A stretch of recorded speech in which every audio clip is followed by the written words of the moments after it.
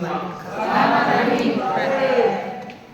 Bapak Ibu saudara-saudara yang terkasih, karena saya lihat di sini ada dua suster dan juga ada seorang frater serta banyak muda-mudi sekalian.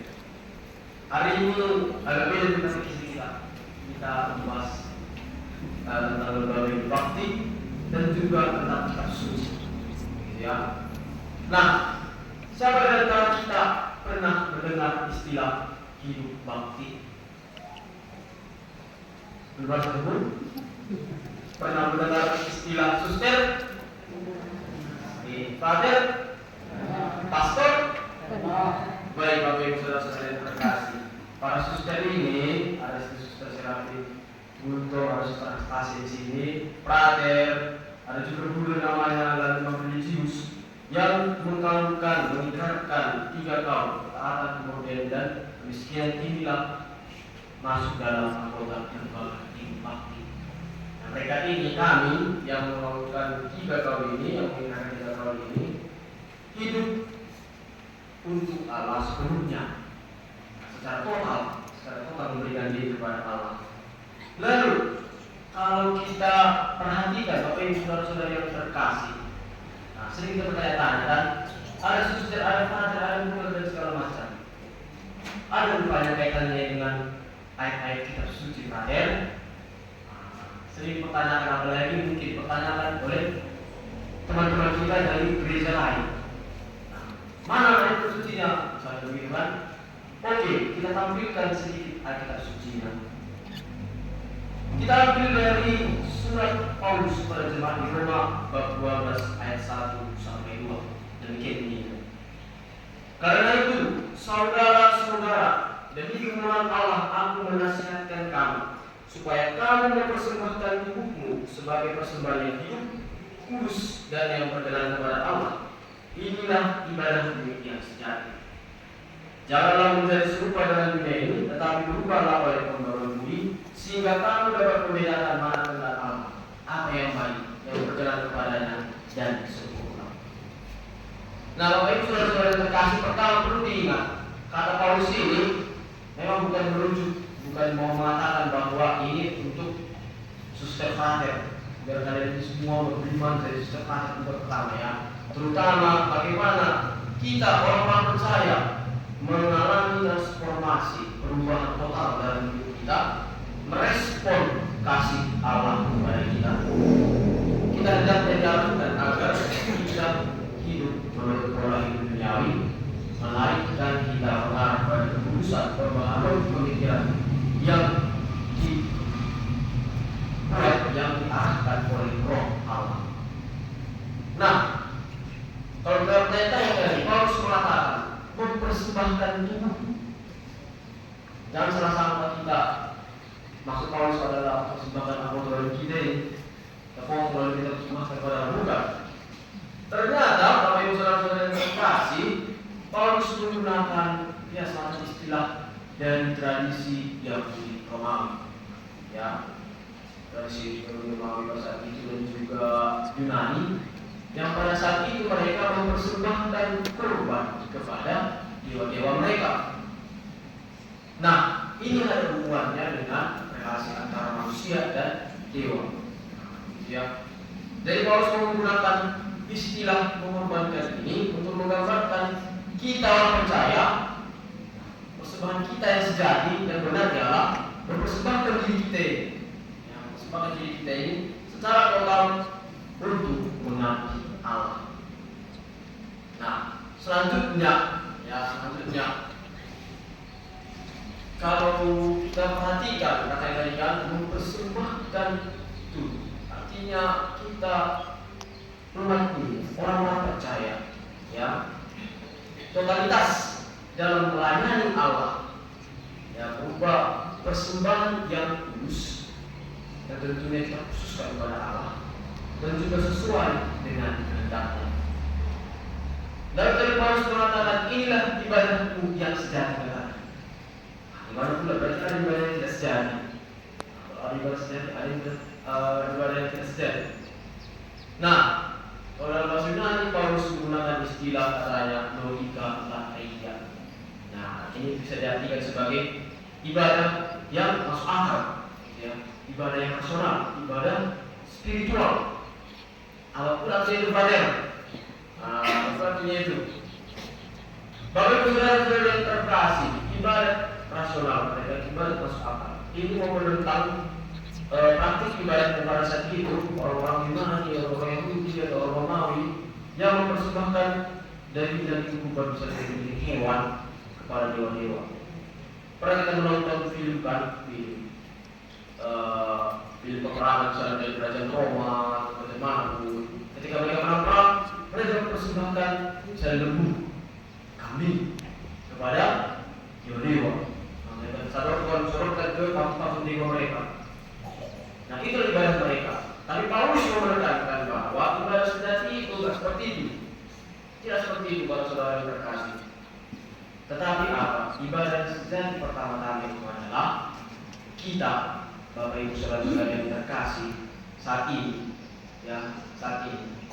dengan sepenuh hati, dengan sepenuh pikiran kita, betul-betul hadir, betul-betul hadir di gereja ini.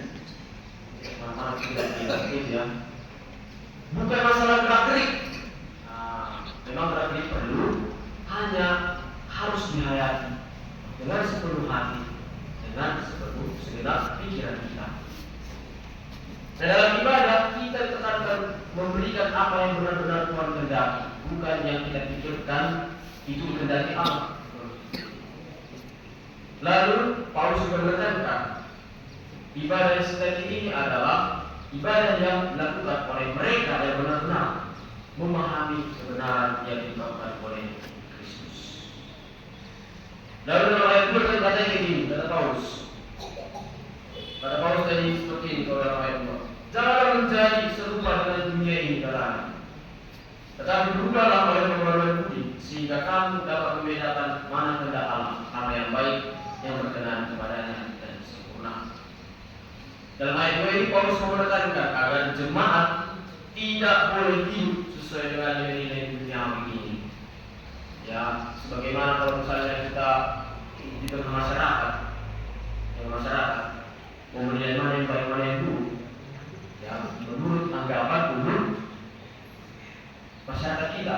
Tetapi misalnya kita sebagai umat Kristen, orang-orang percaya, seharusnya hidup sesuai dengan tuntunan Roh Allah. Itu sesuai dengan tuntunan Roh Allah, sehingga kita mau menilai mana yang baik, mana yang buruk, mana yang benar, mana yang salah, ya, sesuai dengan Injil, sesuai dengan kehendak Allah. Sehingga Bapak Ibu saudara-saudara yang terkasih, kita mengalami transformasi total, kita mengalami perubahan total dalam cara berpikir, sehingga nanti patut kita disebut sebagai orang Kristen. Nah, sekarang Bapak Ibu saudara-saudara yang terkasih, memang pesan pertamanya jelas. Pesan pertama jelas ya. Kita Paulus menunjukkan bagaimana itu ibadah Kristen. Pertama bukan sekedar gerakan atau tata yang semangat, tetapi melibatkan pula pikiran dan hati. Kita juga diajak oleh saudara-saudara yang terkasih untuk mempersembahkan diri kita, entah itu misalnya menurut latar belakang pekerjaan kita pun, mempersembahkan diri kita total kepada Allah. Dan kita diajak untuk mengubah diri kita, ya, agar tidak sesuai dengan nilai duniawi, melainkan menumbuhkan kesadaran moral yang dituntut oleh Allah. Yang kedua berkaitan dengan lembaga ibadah tadi, ya, suster-suster ini, berdua ini, mereka mempersembahkan diri kan, bahasa Indonesia, mempersembahkan diri secara total kepada Allah. Dan kalau kata Paulus kedua dalam dokumen kita Konsekrata, cintanya penuh kepada Allah. Maka kalau dipikirkan, sebenarnya itulah mengapa para suster, para rakyat ini yang menolak untuk menikah, karena cinta yang sudah secara total diberikan kepada bos besar itu, kepada Tuhan. Semua sudah diserahkan, ya. Tetapi kalau itu sudah dalam salah sangka, bukan berarti kami Ya normal, tetap normal, tetap normal. Hanya cinta yang penuh itu diberikan kepada Allah seperti tadi kata Paulus, mempersembahkan diri secara total. Nah, biar terjamin bagi saudara-saudara terkasih, tidaklah sudah ini kami mengikrarkan 3 nasihat ini. Itulah kemiskinan, ketaatan, dan satu lagi kemurnian. Kemurnian artinya tubuh dipersembahkan untuk hidup selibat dan mengutamakan cinta kepada Allah. Kemiskinan adalah bentuk konkret dari persembahan itu. Dan ketaatan juga bentuk konkret dari menyatakan diri dengan kehendak Allah melalui pimpinan dalam tarekat atau kelompok. Dan dengan demikian, bagi saudara-saudara yang terkasih, para suster, frater, bruder, dan bapak religius lainnya, mau menyerahkan diri kepada Allah total, gitu ya, total. Mau menyesuaikan diri dengan kehendak Allah. Dan kalau dalam misalnya suster inilah kan, suster kesehatan untuk suster kita yang tercinta ini, nah dia hidup seturut dengan spirit semangat Santo Yosef. Nah, dia adalah suster Cassiasiae. Kalau suster ini suster Anastasia sesuai semangat Bapak Confucius. Begininya. Kalau saya seorang kapusin sesuai dengan semangat Franciscus dari Assisi. Itu dia. Jadi hidup menurut karisma yang diberikan kepada para pendiri pondok lain. Sekarang ibu saudara-saudara yang terkasih, ya karena saya lihat di sini banyak perempuan-perempuan itu yang ada laki-laki berdalam sana. Salah satu bentuk dan juga kesadaran kita gereja dewasa ini adalah mempersembahkan diri secara total kepada Allah. Salah satu bentuknya ialah Yesus menjadi imam. Ya. Mungkin Bapak Ibu saudara-saudara yang terkasih, agak berat kita memperlihatkan anak kita menjadi suster dan misalnya menjadi pastor, gitu ya. Karena apa? Mengajar dalam hidup saya. Atau anak sasa. Saudara-saudara yang terkasih, memang pada realitasnya kita tidak bisa terpisah dari nilai budaya kita. Yang terkasih tidak terpisah dari budaya kita. Dalam budaya anak tunggal, anak laki-laki mewarisi marga yang menjadi pemimpin di tengah keluarga. Tapi bagi saudara-saudara yang terkasih, luas ini kita perlu hidup seperti ini.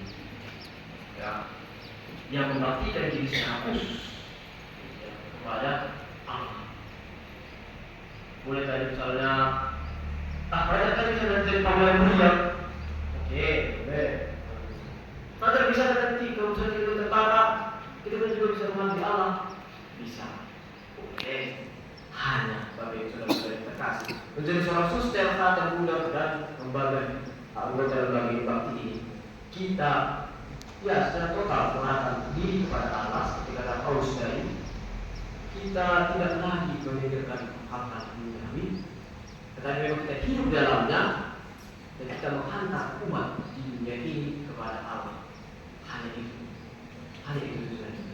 Tidak baik nanti seperti misalnya kita jadi tentara memikirkan rumah tangga dan kita uang anak untuk sekolah sampai tidak S3, S5. Kita fokus untuk melihat kerajaan Allah. Bapak Ibu saudara-saudara yang terkasih, mari kalau misalnya ada dari antara ekspresi atau lelaki sana yang mau jadi pastor atau jadi suster, bisa tanya suster Serang ini, suster kita tercinta ini, atau bisa tanya suster Anastasia ini. Kalau mau jadi pastor, bisa tanya suster ya. Adalah si menurut sana dari pastoral belajar dan gas bisa kita.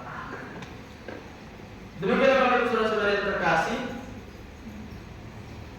dalam Roma 12:1-2 tadi, salah satu bentuk yang dikatakan Paulus mempersembahkan diri dan memperbarui ialah mempersembahkan diri kita secara total kepada Allah melalui lembaga hidup bakti.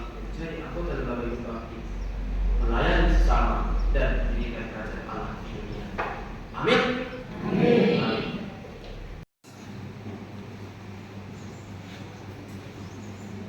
Selamat hari Minggu. Selamat Paskah untuk kita semua. Bapak Ibu, saudara-saudari yang terkasih, pada kesempatan ini saya akan membagikan katekese tentang cara hidup Jumat Perdana. Ambil dan dikutip dari Kisah Para Rasul bab 2 ayat 41 sampai 47. Sebelumnya Pater sudah menghantar kita mengenai katekese yang dibelakangi oleh surat Rasul Paulus. Nah, pada kesempatan ini saya akan berbagi katekese dari Kisah Para Rasul. Bapak Ibu saudara-saudari yang terkasih, perikop ini cara hidup Jumat Perdana. Pastilah kita semua pernah mendengar kisah ini. Nah, kalau ada dari antara kita yang belum pernah mendengar, nanti boleh dibuka dari kitab suci Kisah Para Rasul bab 2 ayat 41 sampai 47. Nah, perikop ini mau menunjukkan tentang model atau cara hidup Jemaat Perdana.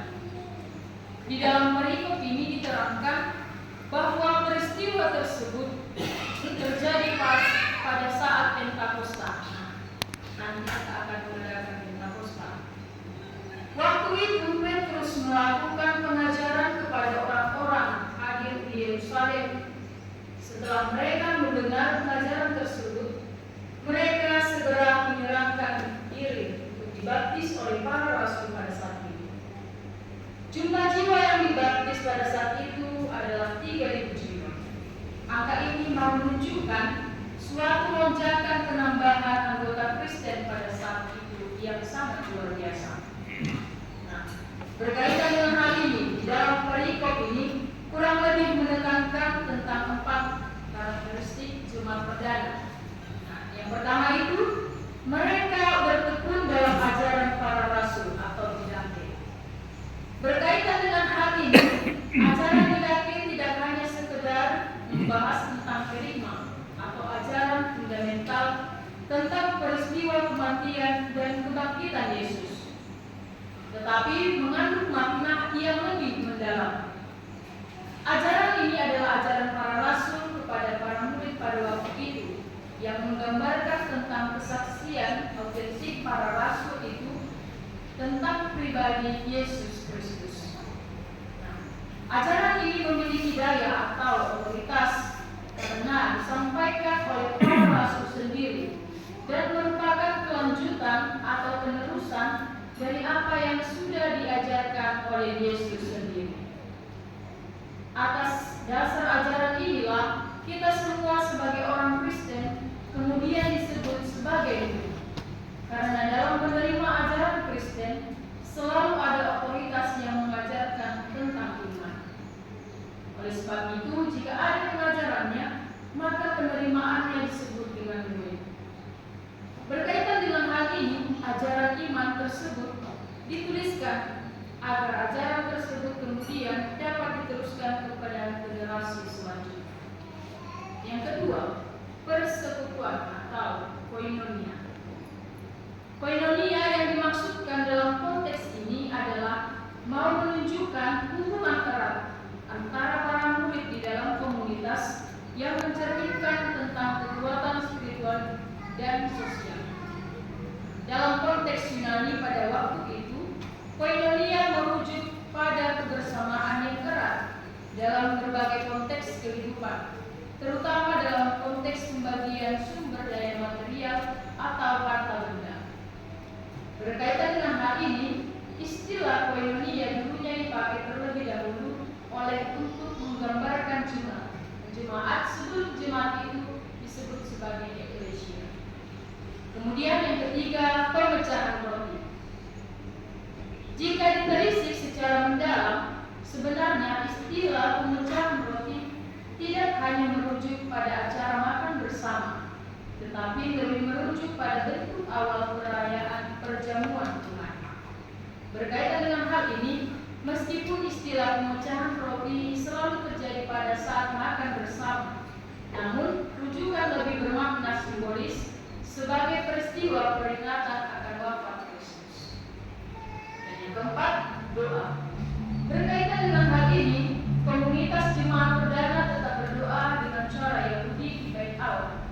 Akan tetapi, doa jemaat perdana telah mengalami perubahan atau transformasi, sebab doa mereka selalu dikaitkan dengan pengalaman akan Yesus Kristus, sehingga doa mereka memiliki dimensi yang baru jika dibandingkan dengan doa orang Yahudi pada umumnya.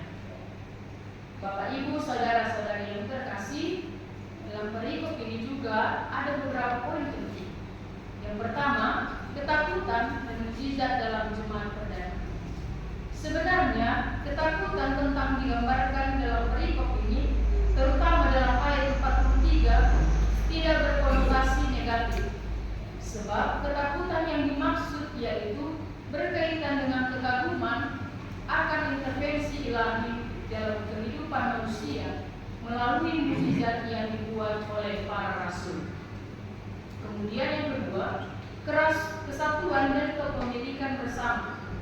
Ini mau menjelaskan jemaat perdana sangat menekankan pola kehidupan bersama dan mengadopsi gaya hidup kepemilikan bersama atas harta benda. Cara hidup ini mengandung makna spiritual yang sangat tinggi karena semangat tersebut dilaksanakan dalam semangat dorongan Roh Kudus. Dan yang ketiga, praktik ibadah atau dan kehidupan sosial dalam kehidupan komunitas jemaat perdana. Praktik ini mau menggambarkan tentang bagaimana komunitas Kristen awal menjalankan ibadah dan berbuah dalam kehidupan sosial setelah peristiwa Pentakosta. Berkaitan dengan hal ini, digambarkan bahwa dalam melakukan praktik ibadah tersebut, mereka selalu melakukannya dengan semangat sehati sejiwa. Maka, makna sehati sejiwa dalam perikop ini mau menunjukkan bahwa mereka selalu melakukan kegiatan ibadah dan kegiatan sosial tersebut secara konsisten dan terorganisir. Oleh sebab itu, dalam kehidupan sosial, mereka selalu hidup dengan penuh sukacita dan penuh ketulusan hati. Bapak, Ibu, saudara-saudari yang terkasih, yang menjadi relevansinya untuk kita, bagaimana kita meneladani cara hidup jemaat perdana, bahwa jemaat perdana menjadi teladan hidup beriman yang nyata, bukan hanya dalam hal rohani, tetapi juga dalam hal sosial yang sehari-hari kita lewati. Mereka bertekun dalam ajaran para rasul, hidup dalam persekutuan, merayakan pemecahan roti dan berdoa bersama. Semua ini menunjukkan bahwa iman bukan sekadar pengetahuan, melainkan sebuah gaya hidup. Maka persekutuan atau koinonia yang dijalankan jemaat perdana menjadi inspirasi bagi kita untuk membangun kebersamaan yang erat. Hal ini bisa kita wujudkan dalam semangat gotong royong, saling menolong dan berbagi dalam suka maupun duka. Dengan demikian, kita tidak hanya berkumpul untuk beribadah di gereja kita ini, tetapi juga membangun relasi kasih yang nyata dalam kehidupan sosial.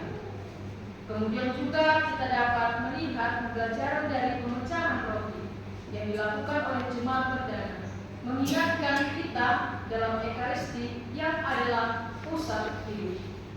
Kehadiran dalam misa bukan sekadar kewajiban, melainkan perjumpaan dengan Kristus yang memberi kekuatan. Dari Ekaristi kita dipanggil untuk membawa kasih Kristus ke rumah, ke lingkungan, dan masyarakat.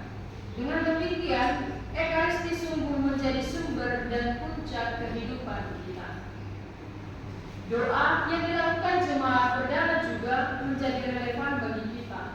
Doa bersama, baik dalam keluarga maupun lingkungan, menjadi kekuatan rohani yang mengikat kita dalam iman. Doa yang berakar pada pengalaman akan Kristus memberi dimensi baru. Doa bukan hanya permintaan, tetapi juga ungkapan syukur dan iman yang hidup. Dengan demikian, doa kita semakin menyadari bahwa Allah berkarya dalam kehidupan kita. Akhirnya semangat kesatuan, kepemilikan bersama, dan praktik ibadah yang penuh sukacita dari jemaat perdana menjadi teladan bagi kita.